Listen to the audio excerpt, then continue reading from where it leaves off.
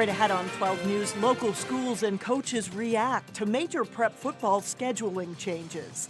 Then lighting up electronically. We're very, very concerned about the health risks. The debate over e-cigarettes comes to Brooklyn Center City Hall.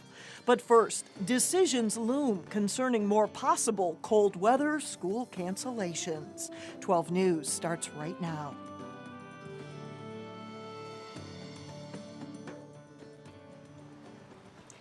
Enjoy it while you can, or in this case, clean it while you can. On a rather warm Friday, car washes were the popular place to be. It's a rare opportunity to clear away all the grime and snow and clean things up before more snow and more cold bear down on us once again. Hello and thanks for joining us. I'm Alexandra Renslow. And I'm Shannon Slatton. It's the question parents and students want to know: will cold weather cancel school again next week? With sub-zero temperatures expected again on Monday and Tuesday, parents are wondering if school will be canceled again. But as of now, there's not an answer. Local school districts have been discussing the possibility of closing, but they're monitoring the weather over the weekend before they make a decision. We do not take this decision lightly. I mean, we're meeting, we're making sure that it is safe for our students, balancing that with making sure that their learning needs are met.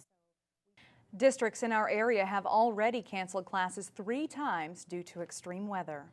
Your latest heating bill may have you experiencing some sticker shock. Colder than average temperatures in December and January have our furnaces running longer and harder. In some cases, natural gas customers are seeing their December and early January heating bill double from November's. CenterPoint Energy says the increase is based primarily on higher usage and not increases to the cost of natural gas.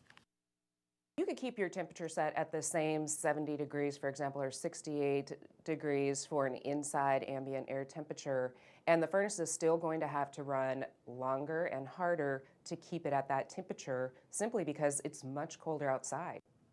If you're looking to save some money, turn down the thermostat a few degrees when you're not home. That can save you around 10% a year on your heating bill. Changing your furnace filter monthly can also save another 10%. Well, bye-bye high school football conferences, hello districts. Thursday, 12 Sports told you about scheduling changes for football, and today we have more on what those changes mean and why not everyone likes them. Here's Delane Cleveland. Play action. Going deep for Goldschmidt. It's caught. It's a touchdown for Osseo. 2013 was a season to remember for the Osseo High School football team. Truaw trying to get the edge. Now cuts it back inside. Has a first down. He's got a touchdown. They went undefeated in the Northwest Suburban Conference and then came up 1 point short in the state quarterfinals against Totino Grace. Going for another one. He's in for a score. We've always, for years and years, been on the Northwest Suburban Conference. We've got lots of schools, and we're adding schools. Osseo Athletic Director Ray Kirch says that starting in the fall, the conference will have 14 schools, which makes it relatively easy to schedule a full slate of 8 games. Our football schedule for the fall of 2014 is set. Everyone has 8 games. Hands it off left side. Bedard has a first down and maybe a touchdown. He does. But for schools such as Wayzata, scheduling becomes more challenging, considering that they play in the 5-school Lake Conference. That gives them 4 conference games, and then they have to look for non-conference games, and sometimes that's difficult. However, starting in 2015, filling out a schedule should come with relative ease. On a 19-1 vote, the Minnesota State High School League approved a new plan Thursday night that eliminates football conferences and instead groups teams together in pods based on geography and enrollment. Collins coming in motion. They fake this time. Winicky, big hole left side. The pods, or districts, would generally consist of at least 16 teams. This seems like the next step to take in assuring schedules for all schools, for all student athletes. This is Winicky into the end zone, 11 yards and a touchdown. But this next step has its fair share of critics. Kirch says Anoka Hennepin School has raised objections about losing rivalries and having its schools potentially paired with more affluent and successful schools, creating David versus Goliath matchups. That's not good for either David or Goliath. There's a certain amount of trust that is going to go into this. People will kind of look at it with a jaundiced eye to see if it gets done as equitably and as easily as we hope, but we'll see. Well, one head coach worried about those potential David versus Goliath matchups is Willie Howard at Cooper High School. He says that he even has trouble finding depth for his roster. He told me over the phone today that they found a competitive balance where they are now in the North Suburban Conference. And Shannon and Alex, Coach Howard raised concerns over having to play the likes of Maple Grove and Wayzata. So we'll really have to see how this plays out and if they're able to find some sort of parity there. Sure. So, Thanks a lot, Delane. Receive a call from a Florida phone number. You may want to hang up if you don't know the person. Robbinsdale police are warning residents about calls coming from a Florida number that claims to be collecting money for police survivors and to fund more patrols. The caller claims to be from organizations called Police Protection or Bright House. Police urge residents to use caution before donating to any organization you're not familiar with. Minnesota's economy continues to show progress on the jobs front. According to the latest employment numbers, Minnesota added 9,500 jobs last month. The state's unemployment rate held steady at 4.6%. That's well below the national rate of 6.7%. One of the industries with strong job gains last month was manufacturing, with 1,700 jobs added. Across all sectors, the state now has nearly 17,000 more jobs than it did in February of 2008, right before the recession hit. 35 years ago, 3 families formed the Hindu Society of Minnesota. Now the society has hundreds of people attend classes and services every week at the temple in Maple Grove. The Minnesota Historical Society wants to record the history of this flourishing community. They've awarded an $8,500 grant to the Hindu Society to collect interviews from founding families. We're very excited because this is the first time we get to document the history of Hindu temple and its contributions to the society. Classes offered at the temple continue to expand and diversify. Anyone can learn about not only the religion, but cultural aspects like cooking or Bollywood dancing. A delegation of Brooklyn Center city leaders are wrapping up a week in Liberia. Here's Mayor Tim Wilson and the mayor of Wayzata, Brooklyn Center's sister city in Liberia. Mayor Wilson and 4 other city leaders spent the week meeting with Liberian government officials and residents. The mayor says the Liberian people have rolled out the red carpet to greet them. But they've also seen some of the devastation caused by years of civil wars, and that gives the Brooklyn Center delegation a better understanding about the lives of Liberians living here in Minnesota. We've been able to see firsthand what Liberians have been talking about and what happened in the wars. And by seeing it firsthand, it certainly has a greater impact as to the devastation and destruction that was done during the wars. Each member of the delegation paid for their own way over to Liberia. They will return home early Monday morning, and it likely will be a shock in temperature change. It's been about mid-80s, Mayor Wilson said. Compare that with Monday's sub-zero temperatures. Huge difference there. Huge difference.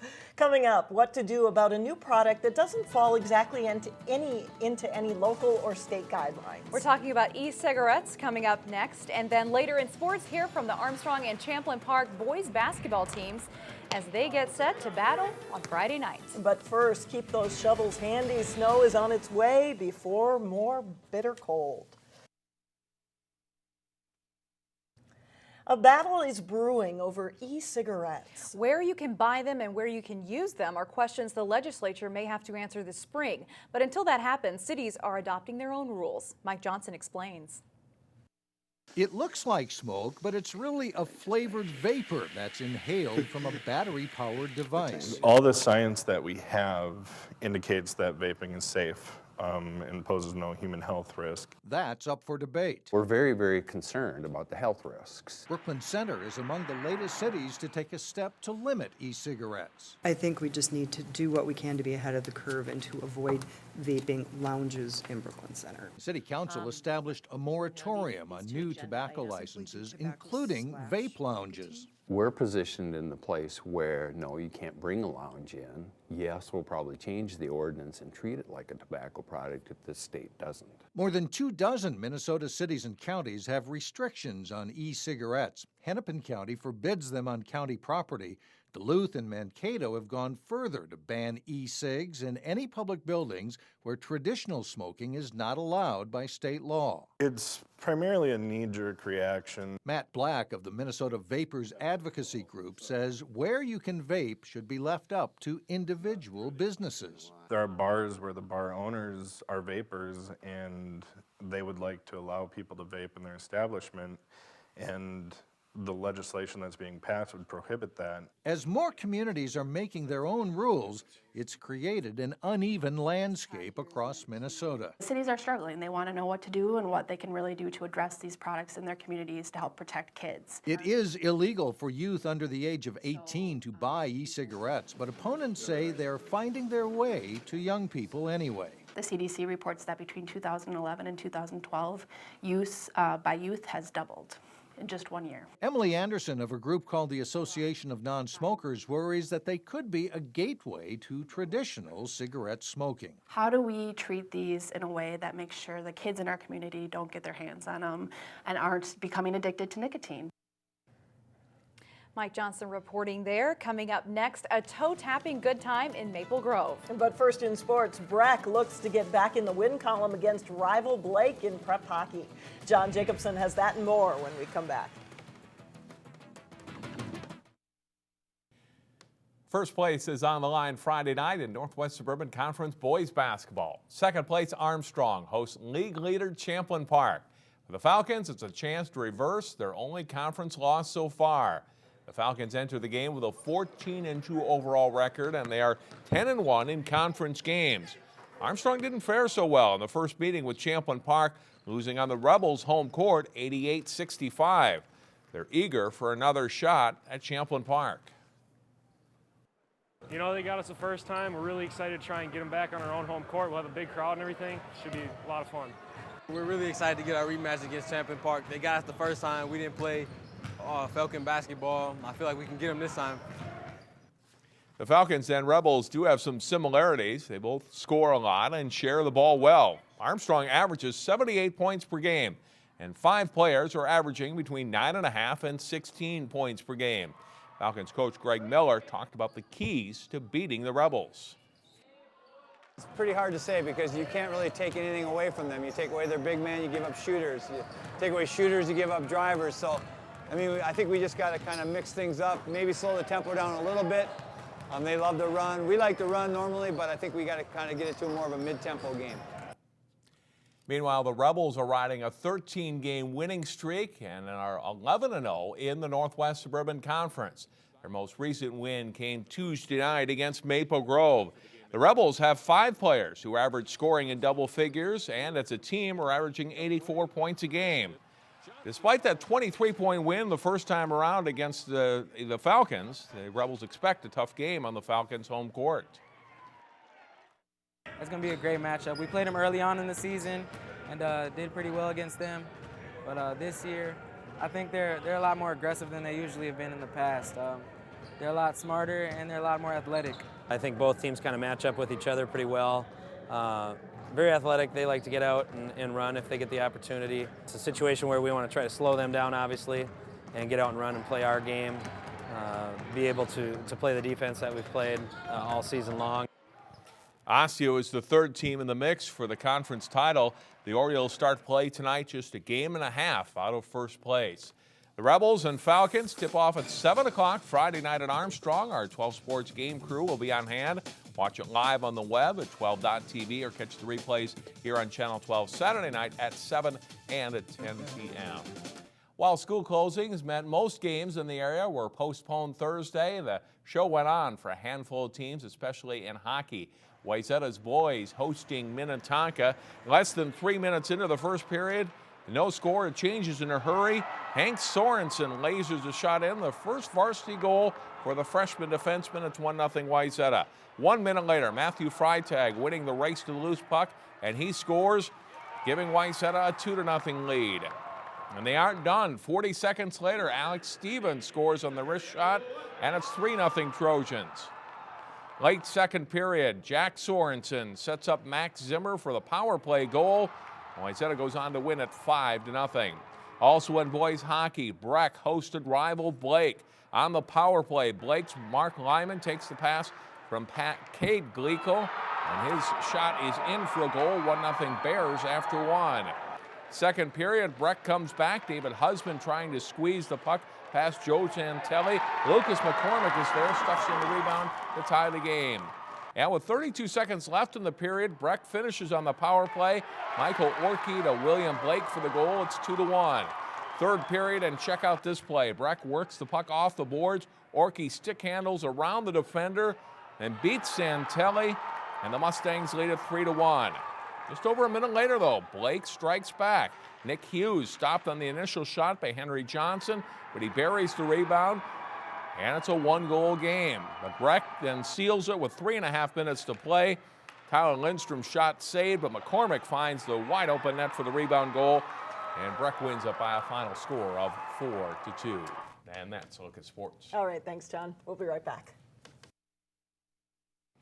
Treasure hunters in Plymouth, you're too late. That prized medallion has been found after 3 clues. Marlis Wallace and her grandson Michael found the medallion on the bleachers on Field B at Zachary Playfields. They'll be awarded the $250 prize at the Plymouth Fire and Ice Festival on February 1st. More than 80 Irish dancers from Rinkanua in Maple Grove will perform on Saturday night in their annual recital. But this isn't just an opportunity to show off to mom and dad. As Cassie Bonstrom reports in Weekend Showcase, the dancers are also hoping to gain the attention of some Hollywood producers. It's a blur of fast-moving, synchronized dancing feet. A sign that Irish dance practice at Rinkanua is well underway. I want you to all be spaced out evenly. The 80 dancers, ranging in age from 4 years old to adulthood, are polishing their steps before Saturday's big show. It's more than just a typical dance recital. We're trying to make a night of entertainment for our community. They plan to wow the audience with a wide variety of choreography, everything from traditional Irish footwork to a modern remake of a song from The Lion King. It's really fun. It's fun to see how far we've come. All of our dancing has gotten really stronger individually and as a team. It's going to be a great performance, very high energy. But proud parents and grandparents won't be the only ones seeing the show. The studio is also filming the performance to send an audition tape to producers of America's Got Talent. They've been working since the beginning of the summer, coming up with unique choreography, something that the show is looking for. An exciting possibility, but one they're not getting too hyped up about yet. All right, let's try that again. They have other events to focus on first, like competing in the upcoming national championships. In Maple Grove, Cassie Bonstrom, 12 News.